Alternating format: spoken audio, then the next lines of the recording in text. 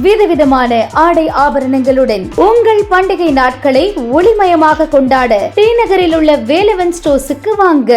வங்கதேசத்தில் கடந்த ஆண்டு இட ஒதுக்கீடுக்கு எதிரான மாணவர்கள் போராட்டம் நாடு முழுவதும் கலவரமாக வெடித்தது.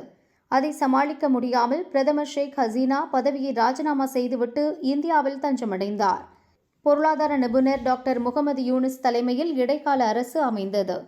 2026 பிப்ரவரியில் புதிய அரசை தேர்ந்தெடுப்பதற்கான பொது தேர்தல் நடக்கும் என முகமது யூனிஸ் அரசு அறிவித்தது. அரசியல் சீர்திருத்தங்களை மேற்கொள்ள ஜூலை சாசனம் என்பதை இடைக்கால அரசு உருவாக்கியது. நாட்டின் நிர்வாக அமைப்பை சீர்திருத்துவது, அரசியல் அமைப்பில் திருத்தங்கள் கொண்டு வருவது இதன் முக்கிய நோக்கம்.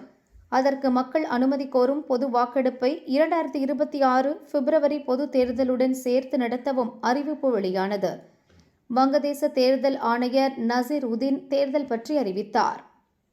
300 தொகுதிகள் உள்ள வங்கதேச பார்லிமென்ட்டுக்கு 2026 பிப்ரவரி 12 காலை 7:30 முதல் மாலை 4:30 வரை பொது தேர்தல் நடக்கிறது. சுமார் 12,77,00,000 பேர் ஓட்டளிக்க உள்ளனர். அதே நாளில் பொது வாக்கெடுப்பும் நடைபெறுகிறது. ஓட்டுப்பதிவு முடிந்தவுடன் ஓட்டு எண்ணிக்கை தொடங்கும். அன்று இரவு அல்லது மறுநாள் முடிவுகள் அறிவிக்கப்படும். இந்த தேர்தலில் ஷேக் ஹசீனாவின் அவாமி லீக் கட்சி போட்டியிட தடை விதிக்கப்பட்டுள்ளது.